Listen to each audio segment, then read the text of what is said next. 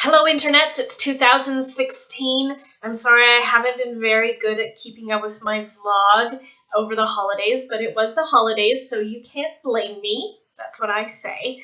My book came out December 9th of 2015, so just a little under a month ago, and things have been really great since. Lots of lovely reviews, and it keeps climbing the ranks on Kindle, which is great. But more than that, I got to have a bunch of launch parties, which was really fun. So I wanted to publicly thank everybody who hosted a launch party or helped me make it happen. Obviously, my parents, who were very good at driving me and piles of books around.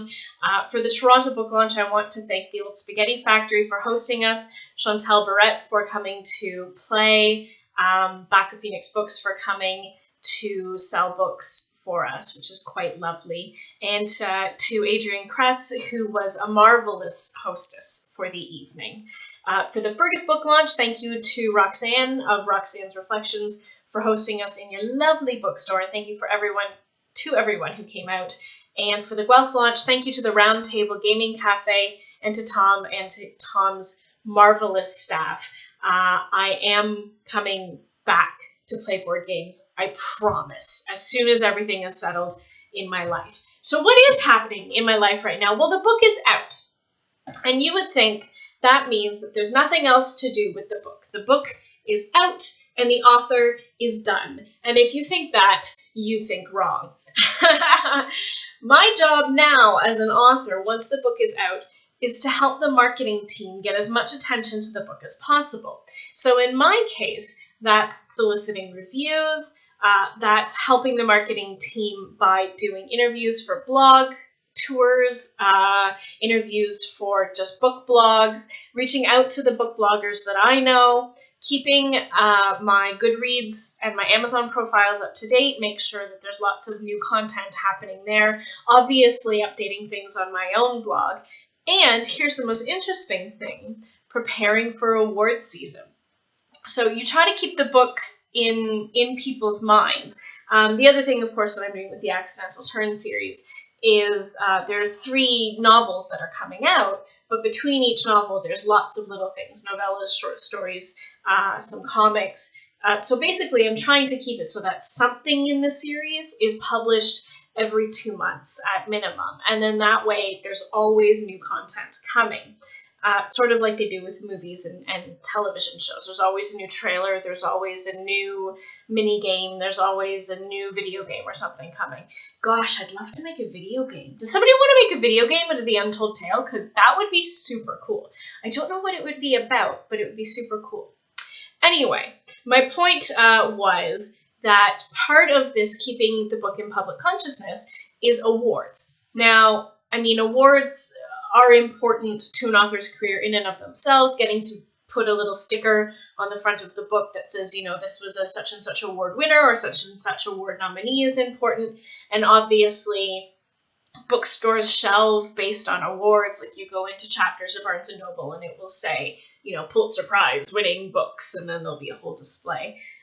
So it's important in that way. And then, of course, for a poor, underpaid writer like me, getting a lovely purse for all those books is very, very, winning an award purse can be career changing, because that's when an author is able to probably pay off all their debts, and if it's a big enough purse, pay off all their debts and then focus on writing full time. Because one of the big anathemas, did I even say that right? It's one of those words that you only ever read and you never say. Anathemas to being a writer is how much the real world gets at you. It's not interfering, because the real world can never interfere.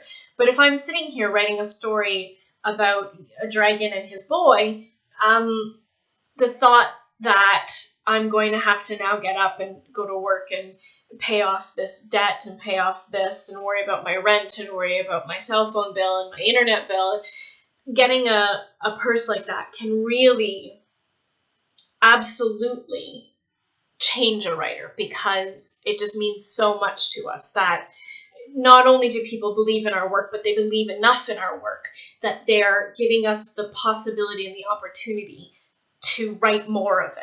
And that's why scholarships and grants are just as important as well. And then, of course, the award itself is a form of marketing, and it advertises the book, and people will, the Canada Reads Award or anything like that, people will buy the book specifically because they heard about it through this award. So part of what happens after a book is done is all of this extra marketing, writing the blogs, doing the tweeting, doing the Facebook, maybe putting the book on sale. And in my case, I have a spreadsheet of awards that exist in the world.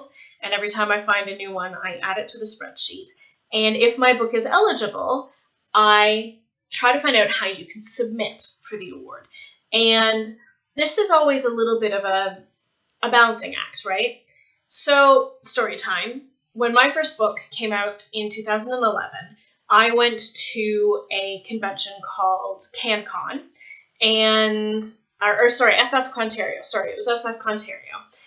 And I put out flyers that said, for your Hugo Award nomination consideration, because the Hugo Award is fan-nominated. So people have to know your work exists. And it's this weird balancing act, because if you don't tell people your work exists and it's eligible for the award, then no one can nominate you.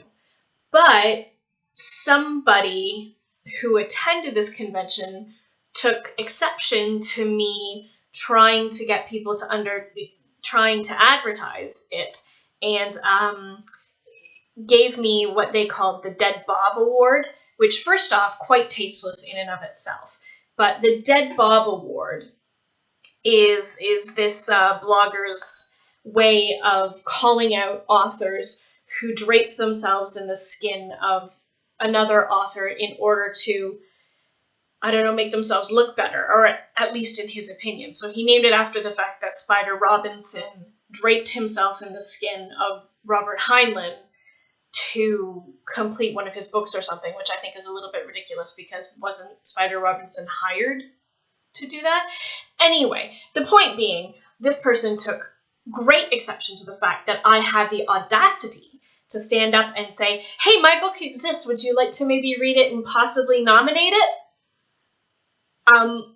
And I think it's interesting, because it is a bit of a feminist issue. If a man had stood up and said, hey, my book exists and I think it's amazing and I think you should read it and consider it for nomination, not nominate it, consider it for nomination, I don't think there'd be a problem there. But girls are meant to be quiet and kind, and we get told to shut up.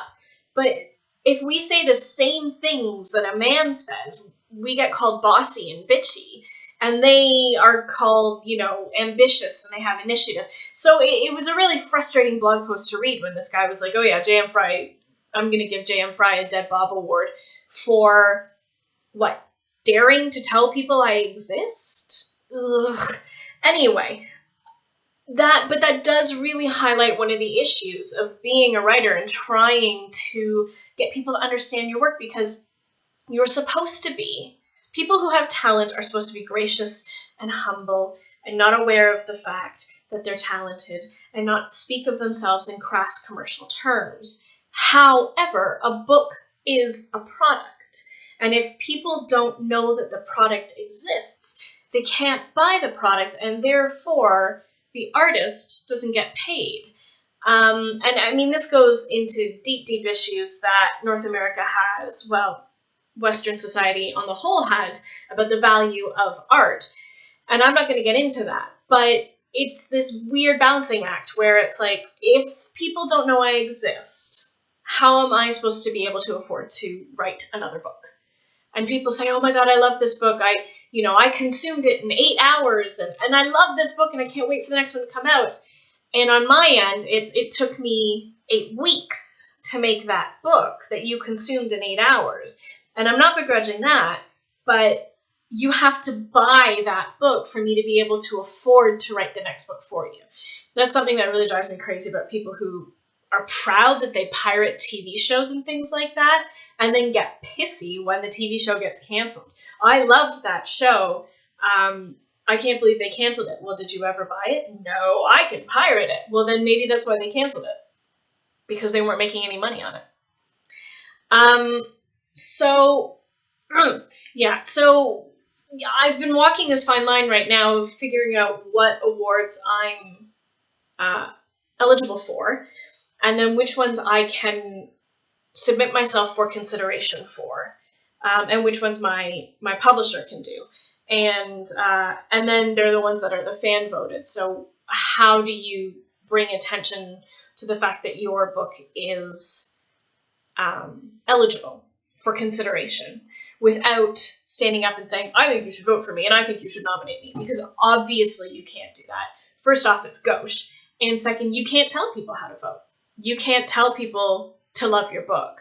All you can do is say, hey, I exist. And how do you do it in such a way that some self-important prat doesn't call you a dead bomb? I don't know. I don't know that answer. But, so that's what I've been up to over the holidays, is just going over my spreadsheet and updating it and applying for things. What else did I do? Well, I'm a little bit snowed in today, which is actually quite nice. We finally have snow here. We had a green Christmas, which is a little bit odd for me, but, El Nino, also global warming. But it's really lovely. But I haven't been outside in like 2 days. I don't do well with the cold. Outside of my torn ankle, my wrenched knee, the torn ligaments in my hip, the herniated disc, and all the broken bones I've ever had, I know the people at the hospital know me by name by now. I have never really liked the cold. So I just haven't left the house in a couple of days, and I'm all right with that. I think Aaron and James Bow are coming to take me out for coffee sometime soon, though, so that's nice. And this weekend, there's a convention in Kitchener. I'm not an official guest, but I think I'm going to go with friends and just wander around. So if you see me, you know what?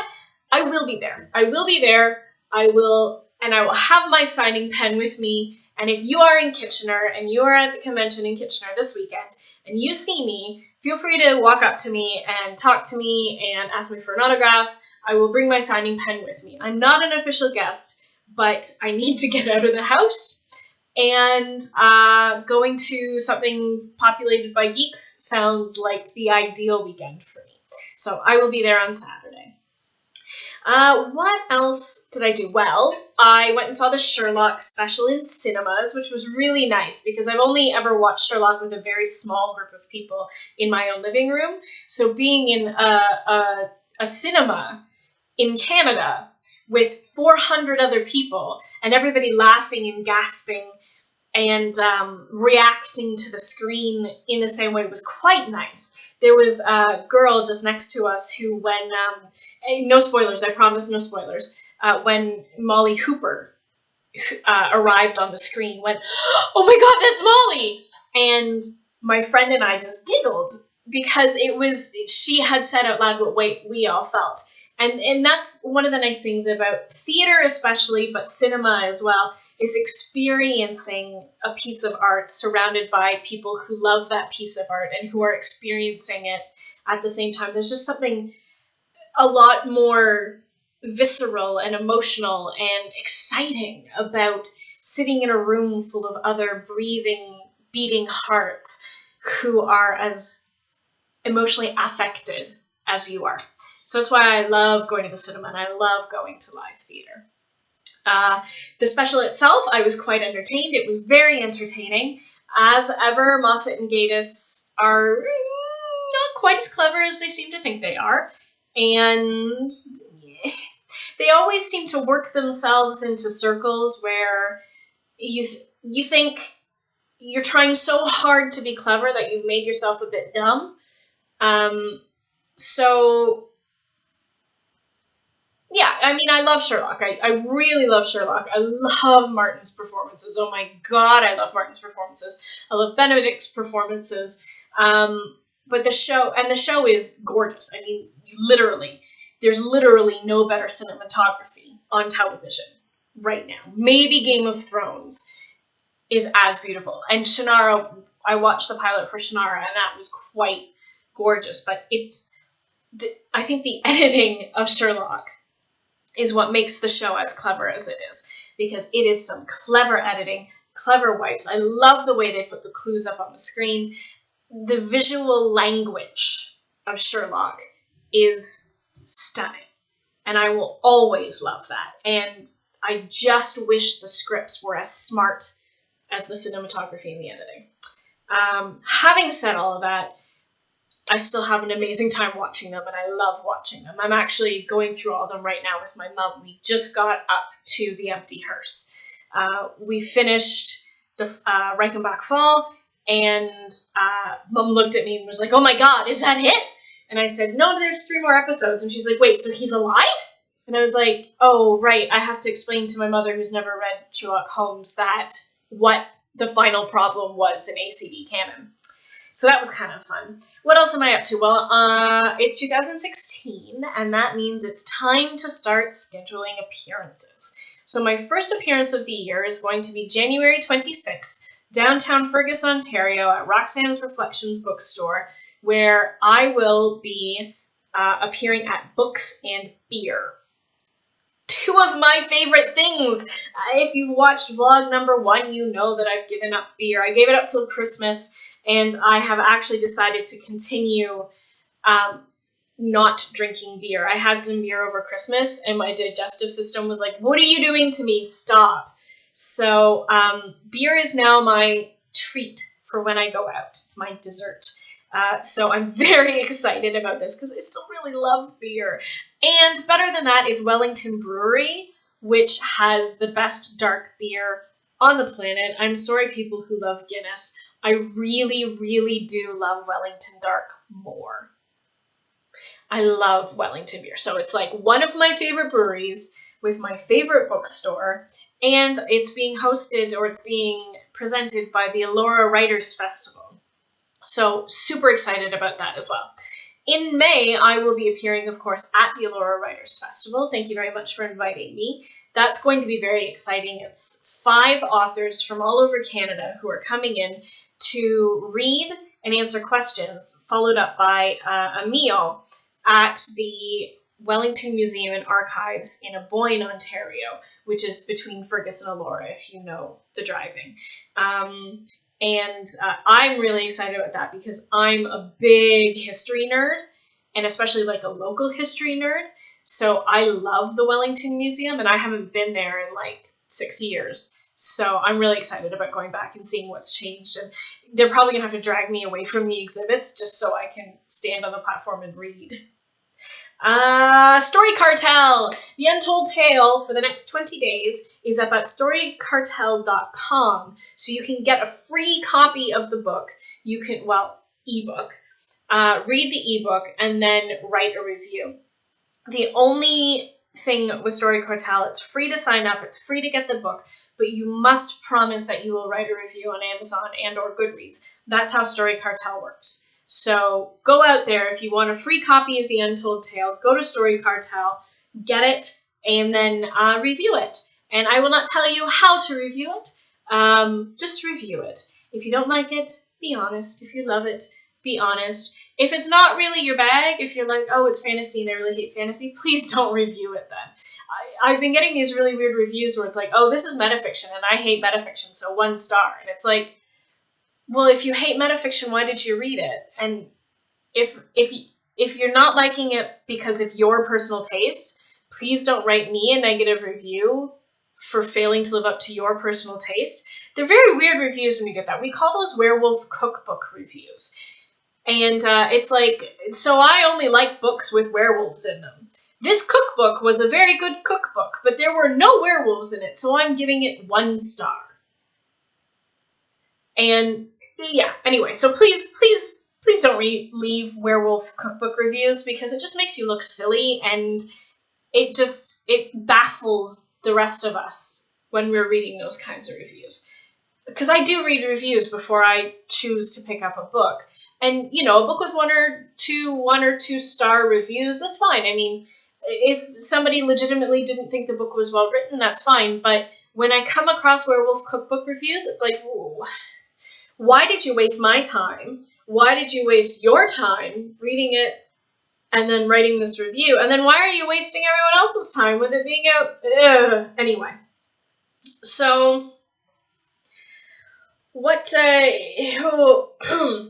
sorry, I'm reading a list. I'm sure you've always noticed that I look down to the side when I'm doing these vlogs. I'm reading a list. I'm making sure that I hit everything. So I heard from my agent yesterday.